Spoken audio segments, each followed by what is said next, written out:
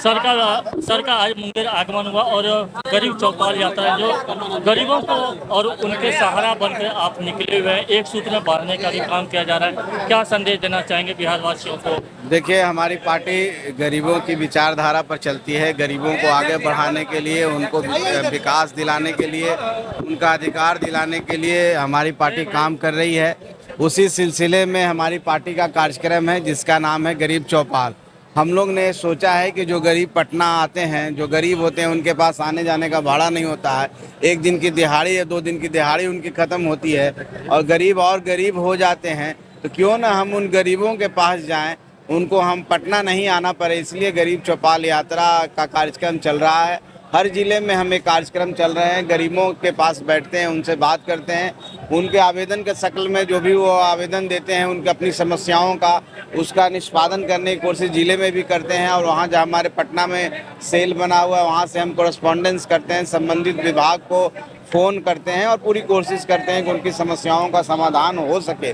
और हम लोग कोशिश कर रहे हैं और सफलता भी अर्जित कर रहे हैं और गरीबों का प्यार भी मिल रहा है, उत्साह भी मिल रहा है। और जितने ज़्यादा लोग आते हैं, हम पर विश्वास करते हैं, तो हमारा संगठन भी विस्तार होता है और हमारा संगठन गांव-गांव तक जा रहा है। तो हम जिन मकसद को लेकर के पार्टी का गठन किए हैं वो भी पूरा हो रहा है। तो एक कंप्लीट गरीब को जगाने का, जागरूक करने का, उनको ये बताने का कि ये देश आपका है, आपको भी उतना ही अधिकार है, संविधान ने दिया है। और ये मंच भी हम देते हैं, उनसे बात कराते हैं। तो ये चौपाल यात्रा का ही मकसद है। आज के बिहार में कई ऐसे गरीब और बेसहारा लोग हैं जिन्हें की सरकार की योजनाएं उन तक नहीं पहुंच पाती है और लगातार वो कार्यालय का चक्कर लगाते रहते हैं। देखिए, सरकार की तरफ से भी ऐसी सारी योजनाओं के बारे में जानकारी विभिन्न माध्यमों से, सरकार विभागों से भी दिया जाता है।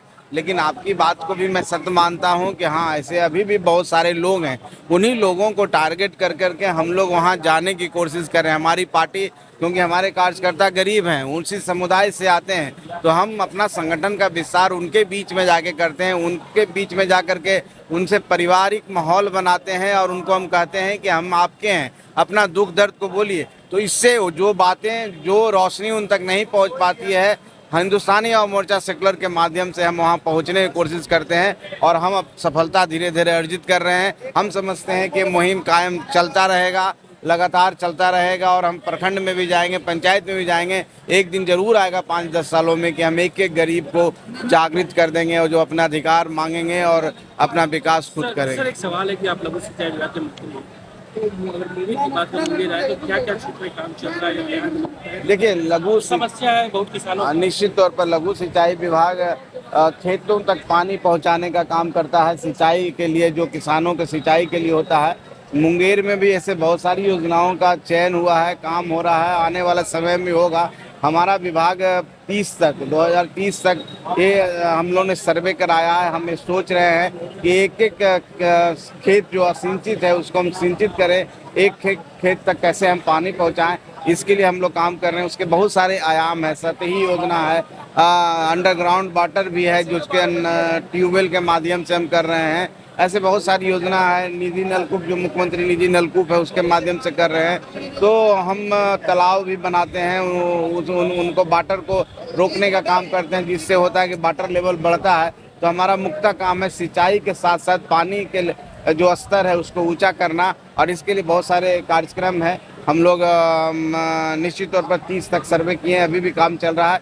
हर खेत तक सिंचाई के पानी पहुंचा दें और हर किसान के चेहरे पर खुशहाली ला दें। सर, एक सवाल ये है कि अभी महंगाई का मामला चल रहा है, चीनी के दाम ज़्यादा बढ़ रहे हैं, क्या कहना चाहते हैं इसको लेकर? नहीं, निश्चित तौर पर देखिए, चीनी के दाम बढ़े हैं, लेकिन इसका ये मतलब नहीं है कि कहीं पर कोई जिस तरह से विपक्ष आवाज़ उठा रहा है वो है। देखिए, होता क्या है कि जब त्योहारों का सीजन आता है तो कभी हमारे जो कुछ लोग होते हैं जो स्टॉक करते हैं, ताकि स्टॉक करके चीनी का दाम बढ़ाया जाए। ये स्टॉकिस्ट का ही अथी है कि चीनी का दाम बढ़ा है, लेकिन माननीय प्रधानमंत्री जी इसकी समीक्षा किए हैं और ऐसे लोगों को चिन्हित किया जा रहा है, उनको दंडित किया जा रहा है। और निश्चित तौर पर दूसरा बात है कि जो हमारा गन्ना है, गन्ना का उत्पादन कम हुआ है इस बार, उसका भी एक कारण है।